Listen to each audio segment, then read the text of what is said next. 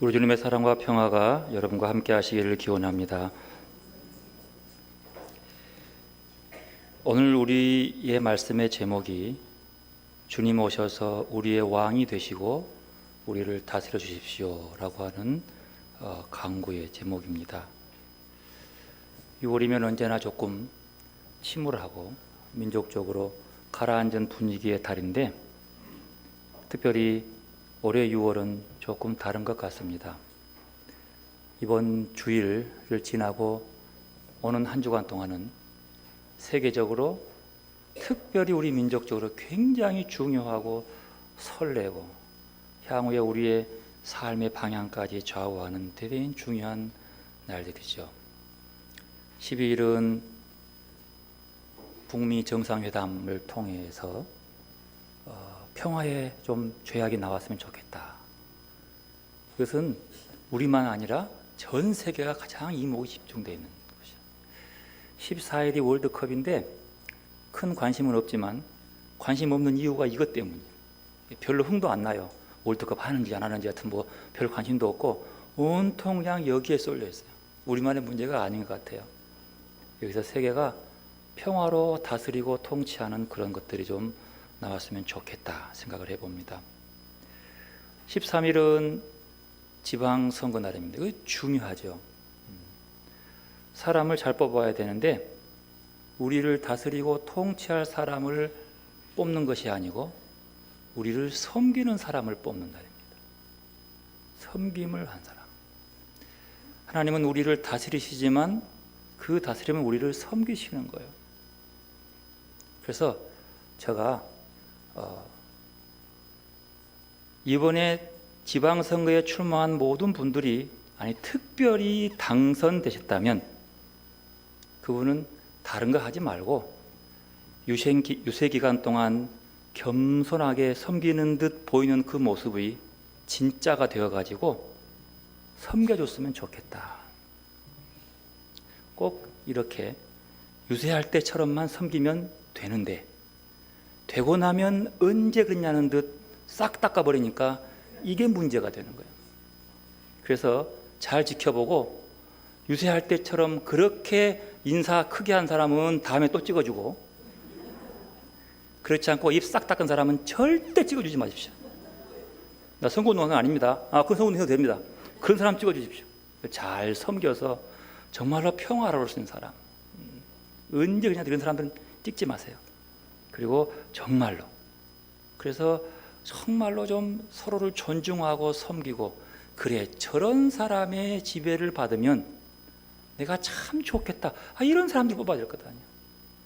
그런 사람들이 좀 나왔으면 좋겠다 생각을 합니다. 어쨌든 이번 주간의 3일은 정말로 굉장히 중요한, 아주 세계가 뒤적거리는, 특히 우리나라의 날인데 여러분 참여하시고 꼭 이제 13일에는 꼭 투표하셔서 여러분의 마음을, 바람을 표해 보시기를 바라겠습니다. 오늘 사무엘상 8장의 본문은 전체의 주제가 뭐냐면 이스라엘에게 백성들이 새로운 왕이 되게 왕을 세워달라고 부탁하는 내용입니다. 오늘 8절, 4절의 말씀 보면 이스라엘 모든 장로가 모여 라마에 있는 사무엘에게 나아가서라고 얘기합니다. 모든 장로라 하는 말은요, 그 나라의 어르신들이란 그 뜻이에요.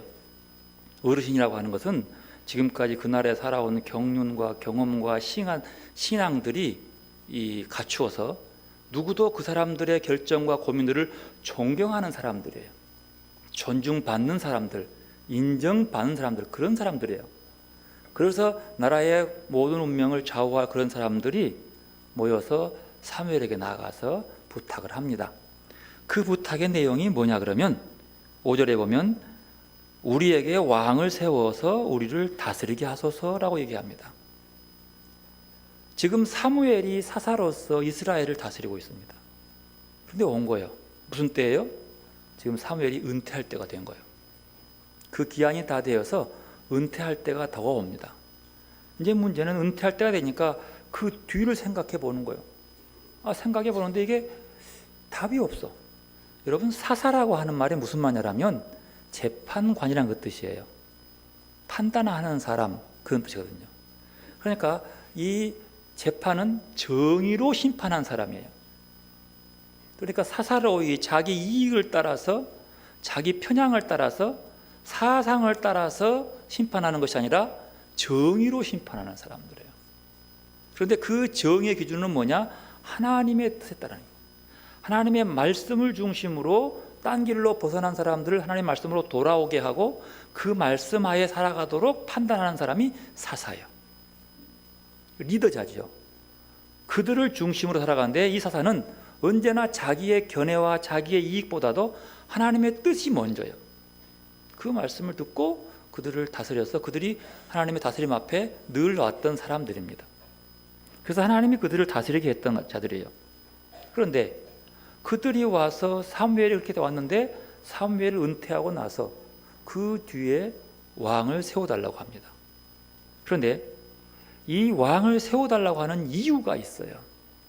그 이유가 뭐냐면 5절 상반절에 보면 보소서 당신은 늙고 당신의 아들들은 당신의 행위를 따르지 아니하니요 말이에요. 당신의 행위를 따르지 아니하니.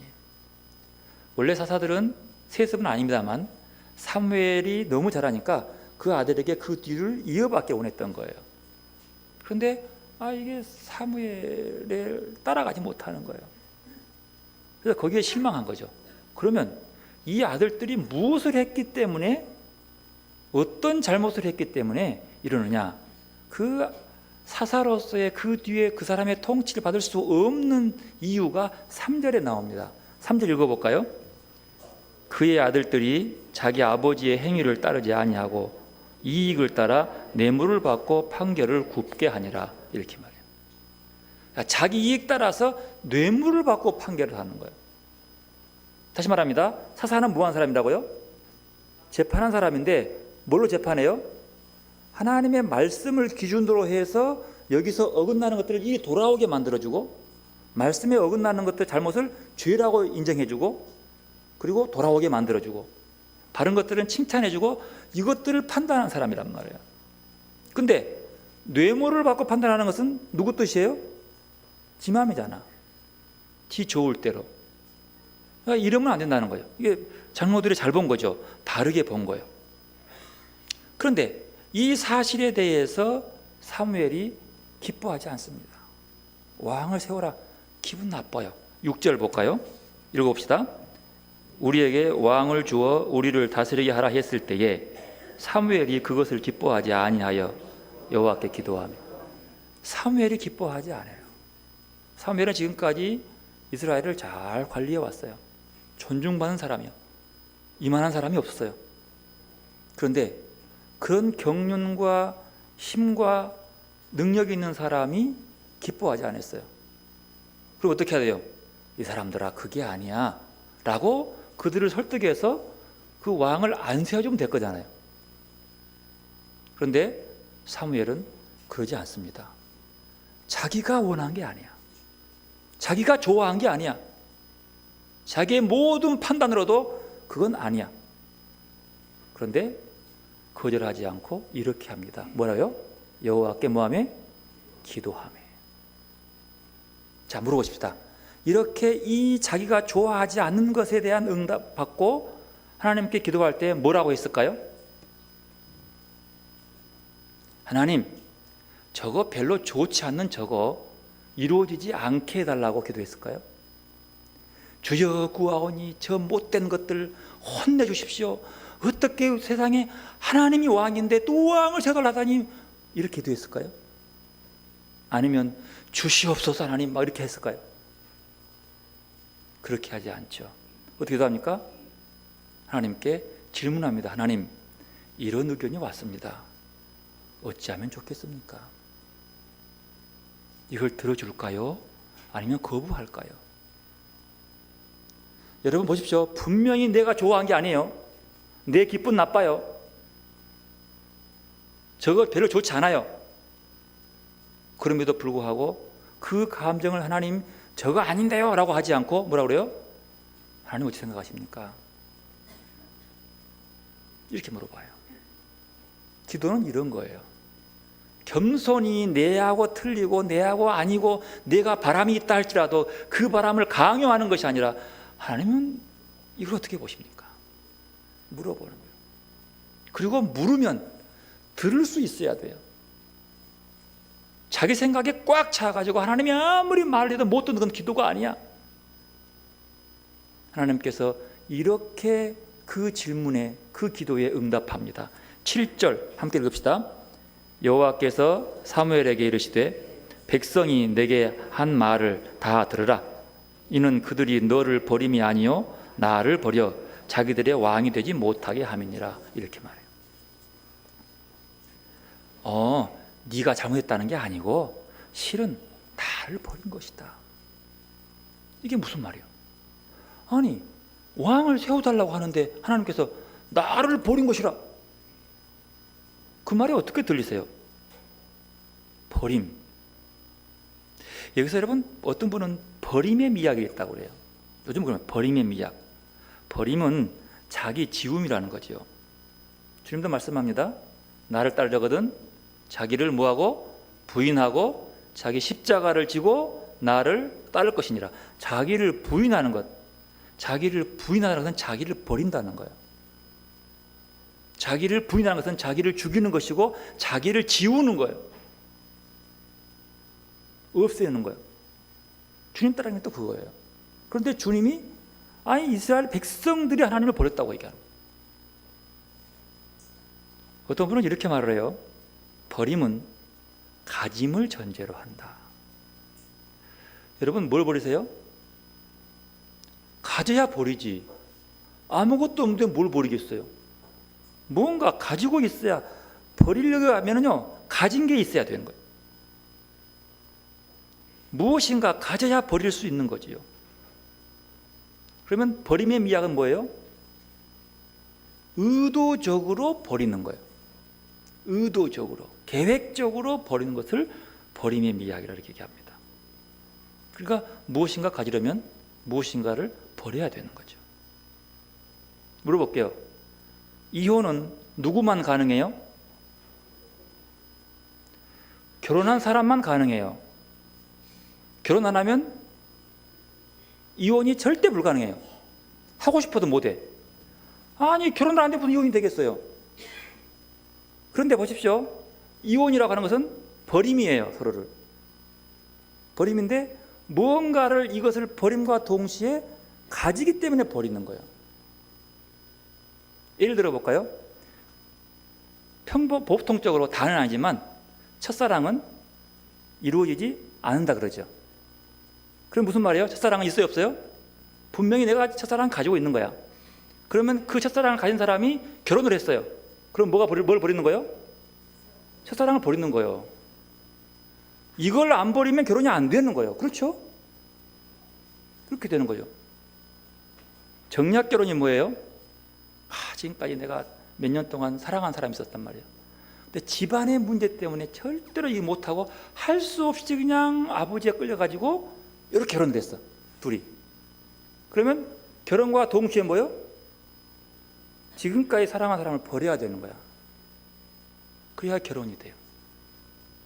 그런데 여러분, 버리는 것이 무조건 좋은 게 아닙니다. 그리고 가지는 것이 무조건 나쁜 것은 아니에요. 보십시오.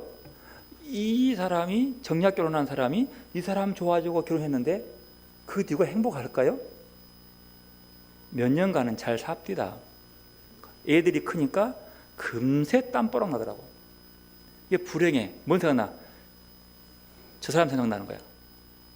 그것은 안 버렸어야 되는 거야. 안 버려. 버린 게 좋은 게 아니에요. 그건 안 버렸어야 되는 거예요. 그리고 가졌어야죠. 하나님을 버린다는 게 뭐냐? 하나님을 가져야만 버릴 수 있는 거예요. 하나님이 내게 오셔서 내 주인이 되고 될 때 내가 그것을 소유하는 거예요. 소유라는 건 너무 이기적인가요? 내 것이 되었어요. 버림이 뭐예요? 하나님의 택한 백성은 하나님을 가질 수 있어요. 특권이요. 그리고 하나님을 버릴 수 있음도 특권이에요. 참으로 좋은 것을 가지면 버릴 수가 없는 거죠. 중요한 게 뭐냐면 이스라엘이 하나님은 버리지 않았어야 되는 거예요. 근데 하나님은 버렸다고 해요. 여러분 오늘 사무엘서 본문에 보면요, 그들이 왕을 세워달라고 하면서 하나님보다도, 하나님의 통치보다도 사람의 통치를 받고 싶어서 왕을 세워달라는 거예요. 왕을 얻는 순간 뭐가 돼요? 하나님은 버리게 되는 거예요. 왜? 지금까지 하나님이 통치해 왔거든요. 놀라운 거예요. 여러분 사무엘 신앙을 보십시오. 하나님께 묻는 신앙 참 좋아요. 지금까지 늘 그래왔어요. 사무엘은 한 번도 자기 좋을 대로 판단하고 이스라엘을 대하는 것이 아니라 언제나 기도하고 하나님께 묻고 그 뜻을 따라갔어요. 사무엘이 그래요. 요즘 말로 하면 부부싸움 할 때도 하나님 보고 물어보고 해. 하나님 할까요 말까요? 물어보고 부부싸움. 가족을 얘기할 때도 마찬가지예요. 언제나 자기의 모든 속에서 지금까지 그래왔다는 것이 여기서 나올 수 있는 거예요. 나이가 들어도 변치 않게 하나님의 뜻대로 그들을 이끌어온 사람들이에요. 그런데 그들이 그렇게 통치를 받아온 그들이 사무엘 앞에서 새로운 왕을 요구하고 있습니다. 그러면 정말로 이스라엘 백성들이 하나님을 버린 걸까요? 아니요. 그들은 절대로 안 버려요. 자기는 새로운 왕을 세워서 하나님과 함께 가기를 원하는 것이지 버리는 게 아니에요. 그들은 지금까지 버린 적이 없어요. 한 번도 하나님을. 그러나 하나님이 볼 때는 버린 거야. 8절 말씀 함께 읽어봅시다. 8절 내가 그들을 애굽에서 인도하여 낸 날부터 오늘까지 그들의 모든 행사로 나를 버리고 다른 신들을 섬기는 같이 내게도 그리하였노라. 놀라운 일 아니에요? 출애굽해서 그들이 그 해방되는 기쁨을 찬송하고 솟구치고 춤추며 찬송했는데 하나님이 그들은 행사를 바라보면서 뭐래요? 그들이 출애굽 그때부터 지금까지 나를 버렸다고 얘기하는 거예요. 이게 무슨 일이에요? 왕을 새로 달라 이것만이 아니고 출애굽 때부터 지금까지 계속 자기 하나님을 버려왔다는 거예요. 뭐가 버린 거예요? 그 이유 중에 하나가 뭐냐면 그가 다른 신을 섬기듯 그렇게 섬겼다는 거예요. 다른 신 섬기듯.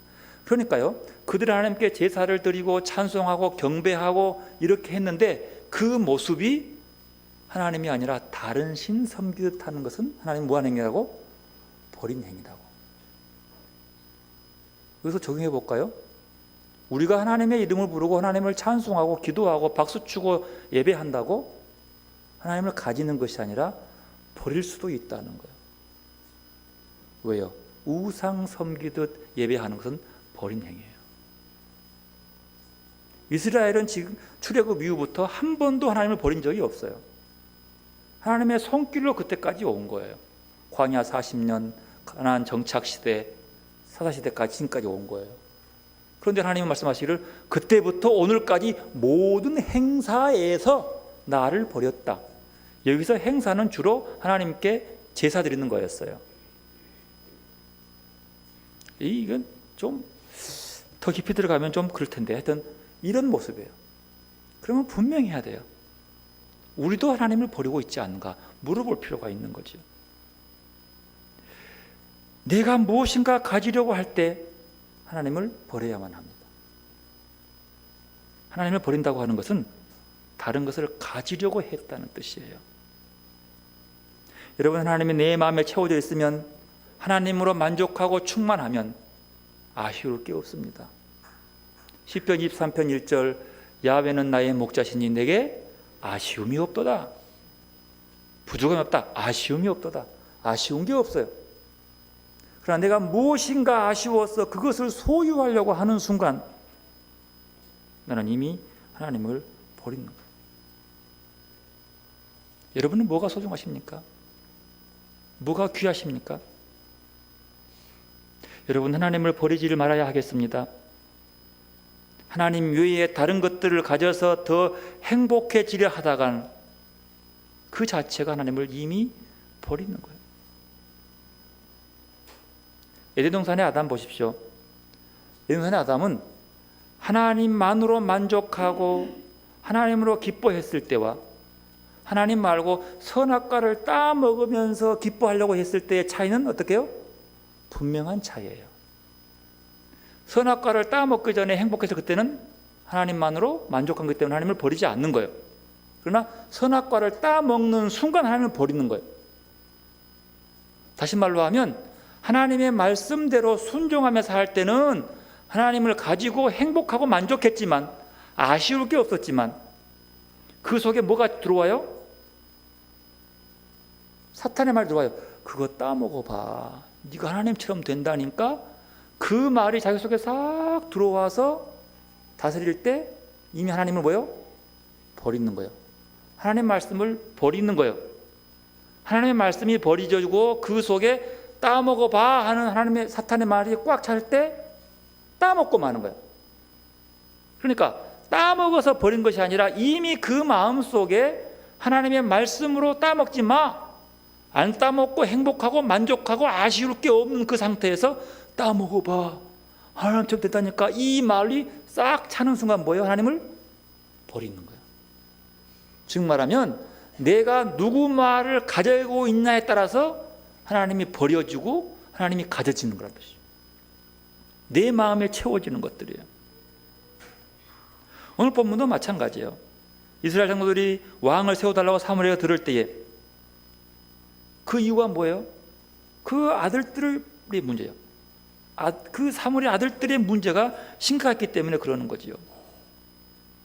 그러나 중요한 것은 아들들의 문제가 아니라 하나님의 문제, 그들의 마음 속에 새로운 제도 중요한 게 아니에요. 그들이 원하는 제도는요, 왕이라는 것은 주변에 있는 왕들이에요. 즉 말하면 블레셋의 왕이 있으니까 전쟁을 잘하거든요. 왕이 대빵이거든.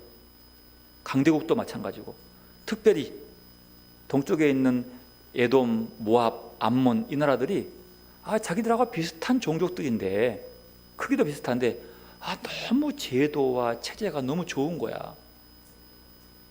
그래서 그것을 본받고 싶은 거예요. 그 다스림을 받고 싶은 거예요. 그래서 자기들로 이기고 싶은 거죠. 여러분, 하나님을 가지면 뇌물을 받지 않습니다.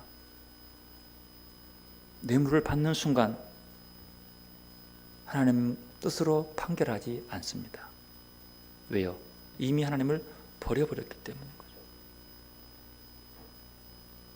바른 판단할 수 없는 거잖아요. 스데반은 현실적으로 돌에 맞아 죽어가서 고통스러운 삶이었습니다. 하지만 그의 얼굴은 빛처럼 빛났습니다. 왜요? 그의 마음은 뭘로 채워진 거예요? 하늘로 채워져 있기 때문인 거예요. 그의 현실은 맞지만 그의 마음은 하늘로 채워져 있는 거예요. 고통스럽고 힘들고 피 흘려가서 죽어가고 있지만 그의 마음은 밝아지는 거예요. 왜? 이것에 자기 삶이 아니라 하늘의 삶을 살았기 때문이에요. 십자가도 마찬가지죠. 오늘 본문에서 하나님을 버렸다고 하는 것은 이방 나라의 힘 있는 왕들을 보고 그에게서 빛나는 것을 보고 그 왕의 빛나는 영광과 힘이 내 마음에 차고 들어왔다는 거예요. 그러니까 하나님이 버리기 시작하는 거예요. 그 사람에게 빛이 나듯이 눈에 띄는 것이요. 자, 그러면 그리스도인들은 내 마음에 그리스도로 채워진 사람은 그의 빛나는 빛이 뭐예요? 눈에 띄게 뭐가 보여요? 그리스도의 냄새가 나는 거예요. 그리스도의 향기가 나는 거죠. 이게 그리스도의 모습이에요. 분명히 오늘 본문 18절에 이렇게 말합니다. 그날에 너희는 너희가 택한 왕으로 말미암아 부르짖되 그날에 여호와께서 너희에게 응답하지 아니라. 분명히 너 후회할 거다. 너희들은 그들의 종이 될 것이다. 하나님은 하나님의 종이 되라고 하는데 그들은 사람의 종이 되고 싶어 하는 거예요. 후회할 거다. 그럼에도 그들은 당당하게 말합니다. 왕을 달라. 하나님의 말씀을 19절 백성이 사무엘의 말 듣기를 거절하여 아니로소이다. 왕 주시오. 하나님의 말씀도 들으려고 하지 않는 마음. 뭐가 채워준 거예요? 이방 왕의 영광이 채워진 거예요. 이미 하나님을 버려버리고 없는 거예요. 그러니 안 들리는 거죠. 버림. 여러분, 하나님 버리지 마시기 바랍니다. 이것은 내 속에 하나님으로 채워져 있어야 한다는 뜻이에요. 사무엘처럼 기분 나쁜 얘기를 해도 하나님께 묻고 답을 주는 사람, 이게 하나님으로 버리지 않고 채워진 사람, 가진 사람들. 또 다른 측면에서 보면은요, 사무엘은 은퇴 시기가 되어서 이제 자기들의 장래를 위해서 얘기합니다. 이 나라의 장래와 제도와 체제가 잘 되려면 왕이 와야 되겠습니다라고 좋은 안을 제시했습니다. 하나님은 늘 그들 곁에 와 계시기를 원하고 하나님의 자신이 그들의 보장이 되기를 원하셨습니다. 그러나 그들은 자기들의 장래를 누구한테 맡겨요? 새로운 왕의 조직과 체계와 제도에 맡기려고 했습니다. 사무엘에 은퇴할 쯤에 그들에게 문제는 사무엘만 바라봤다는 데 문제가 있습니다. 사무엘은 좋은 사람이요, 그만한 사람이 없어요. 그런데 그는 사무엘만 봐요. 돌아갑시다. 사무엘은 이스라엘을 다스릴 때에 누구 마음대로 다스렸어요? 자기 지식, 경륜 누구예요? 하나님이요. 늘 하나님께 묻고 하나님의 판단 따라 다스렸어요. 자기는 없어요. 그러면 그들이 보아야 할 것은 누구예요? 그 뒤에 역사하신 하나님을 봤어야 되는 거죠. 그래서 누구만 봐요? 그 위대한 사무엘만 보는 거야. 그래서 사무엘이 은퇴할 쯤에 이 사무엘의 뒷자리를 누가 이어갈까 싶어서 관심이 있는 거예요.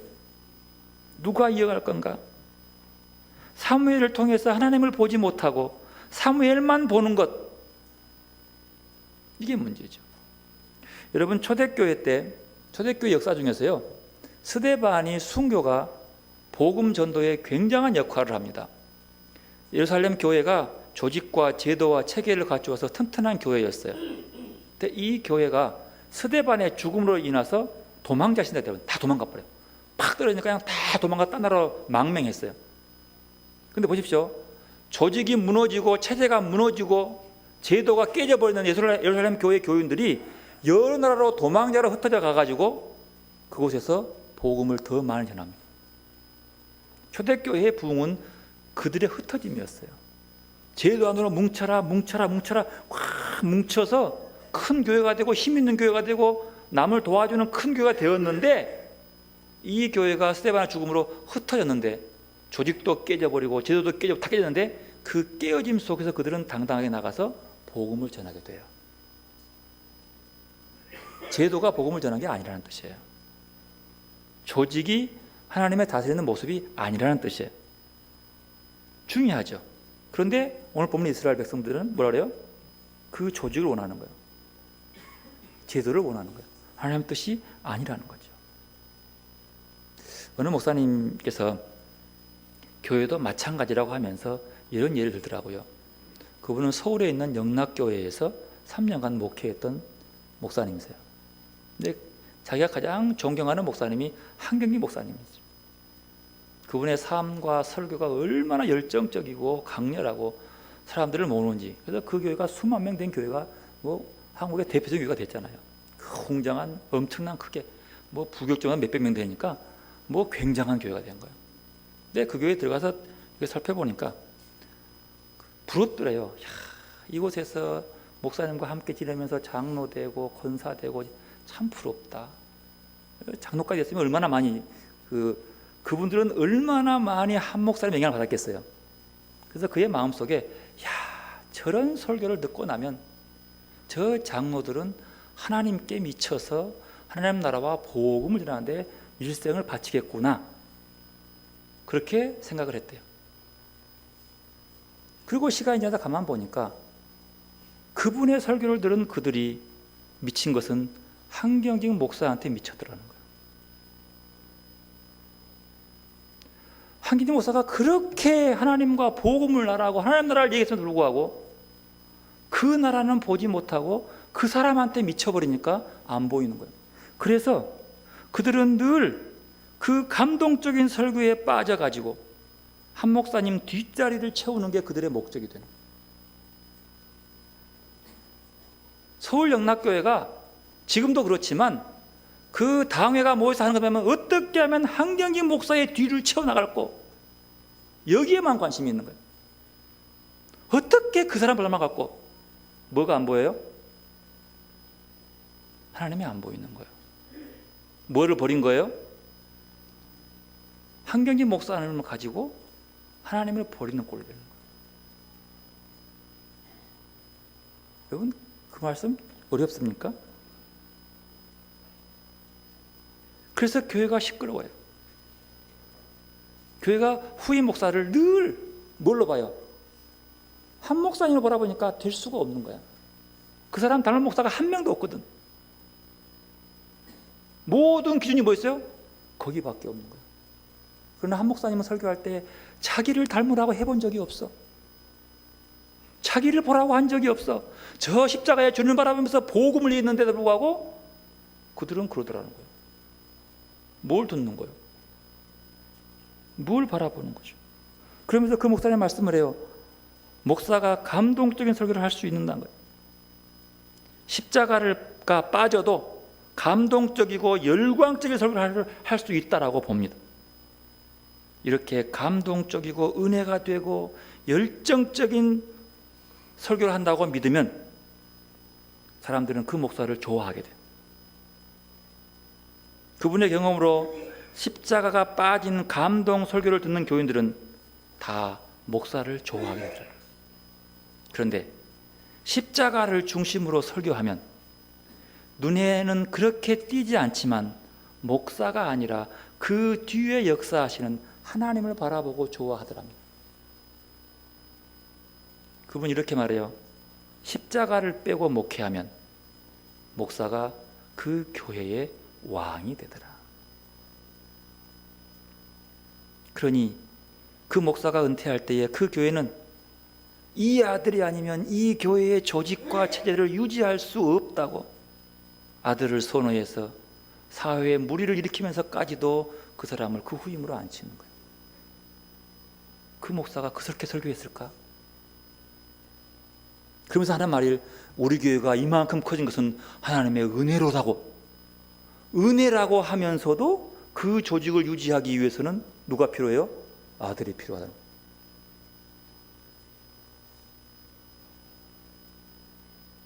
사무엘이 은퇴할 때쯤에 왕을 세워달라고, 즉 하나님을 버리고 하나님 왕을 버리고 사람 왕을 세워달라고 하는 그들과 뭐가 다를 게 있냐는 거죠. 마음의 십자가를 기억하면 사랑의 하나님이 늘 내 곁에 오심을 느끼고 그 은혜에 감동하게 됩니다. 그리고 사랑의 십자가를 전하면 하나님께로 내 마음이 향하게 되어 있어요. 그러나 십자가가 빠진 감동 설교를 하면 언제나 목사에게만 마음이 갑니다. 여러분 어떠십니까? 십자가만 자랑하는 목사는 언제나 자신을 십자가 뒤에 가려니 내가 왕이 되면 안 돼요. 늘 고백해요. 교회의 주인은 십자가의 주님이라고. 그걸 봐야 되는 거예요. 신앙의 성숙이 뭐예요? 목사의 비유 맞추기 위해서 그 말 잘 듣고 순종하는 사람이 신앙이 성장하는 것이 아니라 그분 뒤에 역사하시고 그분을 통해서 말씀하시는 하나님을 바라보고 듣는 거예요. 그분을 믿는 거예요. 왜 하나님을 버린단 말이에요? 여러분, 우리의 신앙이 하나님을 바라볼 수 있기를 바랍니다. 하나님의 역사를 바라보고 그분의 소식을 듣고 그분의 음성을 듣고 순종하시기를 바랍니다. 그분이 나의 왕이요, 그분이 나를 다스려야 되는 거예요. 누구의 판단, 사무엘은 자기의 기분 나쁜 얘기라도 그 기분 나쁨을 표현하거나 말하지 않냐고 하나님께 묻습니다.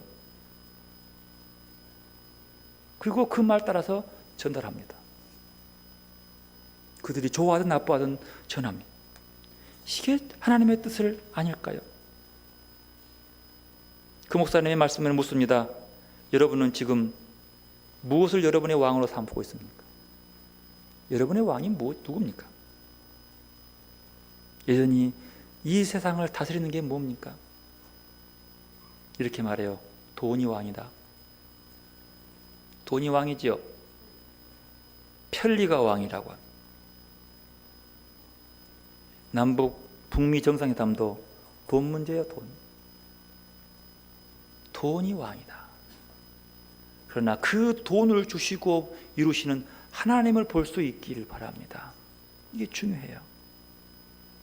부자로 사는 것보다 바르게 사는 게 옳다는 사실에 대해서 귀맞고, 편하게 사는 것보다 바르게 사는 게 더 옳다는 사실에 귀막은 이 마당에 때때로 평화를 이야기하고 환경을 이야기하고 경제적 정의와 생태적 삶을 이야기하는 것이 철없는 이상주의로 치부되는 이 세상에 우리는 도대체 어떤 것에서 하나님의 뜻을 찾으며 그 소중한 가치를 이루어갈 수 있냔 말입니다. 심지어 교회마저도 대중의 요구에 따라 반응하는 시대입니다. 인기 있는 설교자는 어떤 사람입니까? 대중들이 듣고 싶어하는 내용을 설교하는 사람이라고 말합니다. 어느 목사님은 그것을 설교하는 것은 설교를 가장한 매춘 행위라고 말합니다. 설교는 대중들의 요구를 들어주는 것이 아니라 하나님의 뜻을 그들에게 들려주는 것입니다. 그리스도교의 신앙이 이제는 대중들의 소비 상품처럼 되었다라고 그분은 한탄하십니다. 많은 사람들이 성도라는 이름의 소비자가 되었다고 탄식해. 대형 마켓에서 마음에 드는 상품을 고르듯이 마음에 드는 설교가 진열된 교회를 찾는다는 거죠. 그들의 관심은 기본적으로 소비다. 유진 피터슨 목사님께서 성공주의의 목회신학을 포기하라고 하는 책에서 미국 교회의 신앙을 소비자 중심의 신앙이라고 단정짓습니다. 그런데 이 미국 교회의 예배와 지향점을 미국의 실용주의를 영향을 받아서 그것이 하나님이 양 내세우는 한국 교회의 걸음을 잠시 멈춰야 한다고, 그리고 이렇게 물어야 한다고 말합니다. 우리가 지향하는 신앙의 방향이 과연 옳은 방향인가? 우리가 기도하는 이 기도가 진짜 하나님 뜻의 바른 쪽인가? 우리가 듣고 있는 설교가, 아니 우리가 설교 듣는 태도가 과연 옳은가? 하나님께 물어보아야 한다. 이 물음을 가지고 하나님께 엎드리기까지 감히 교회라고 자칭하지도 말아야 한다라고 그분은 절규합니다. 사랑하는 성도 여러분, 하나님이 왜 이스라엘 백성들의 왕을 달라는 요구에 나를 버린 거라고 했습니까? 잠깐 보이는 것에 시선을 빼앗겨서 영원한 하나님 나라를 외면했기 때문입니다. 하나님이 그들을 강대국 사이에 끼어 살게 하신 것은 강대국이 이룬 도시국가를 부러워하고 강대국의 전제 군주 정치를 부러워하라고 거기에 두신 것이 아니었습니다. 비록 그들보다 약하고 가난하며 더디 발전하더라도 빵이 아닌 하나님의 말씀으로 사는 멋진 삶을 그들에게 보여주라고 세우는 거예요. 겉사람을 치장하기에 여념이 없는 사람들 앞에서 속 사람의 아름다움이 무엇인가를 보여주라고, 보이는 것에 집착해 살아가는 강대국 사이에서 보이지 않는 영혼을 사모하는 마음이 무엇인가를 그들에게 보여주라고 하나님은 그들 사이에, 그들 틈바구니에서 살게 하십니다. 여러분, 우리의 삶의 기준이 뭡니까? 여러분이 부러워한 사람을 따라가지 말고 하나님을 바라보고 겉사람보다도 속사람의 아름다움을 위해서 살아갈 수 있기를 바랍니다. 우리의 신앙이 그런 이스라엘 백성들처럼 진보하고 추하게 변화하고 성장하지 말고 순수하고 따뜻하게 변화되어 하나님의 빛을 비추는 현실을 살아갈 수 있는 여러분들이 되시기를 바랍니다. 이번 한 주간 우리의 기품 속에서 하늘나라의 빛들이 풍겨 나올 수 있기를 바랍니다. 기도로 나가십시다. 하나님으로 내 마음을 채우고 있는 모든 것들을 가운데서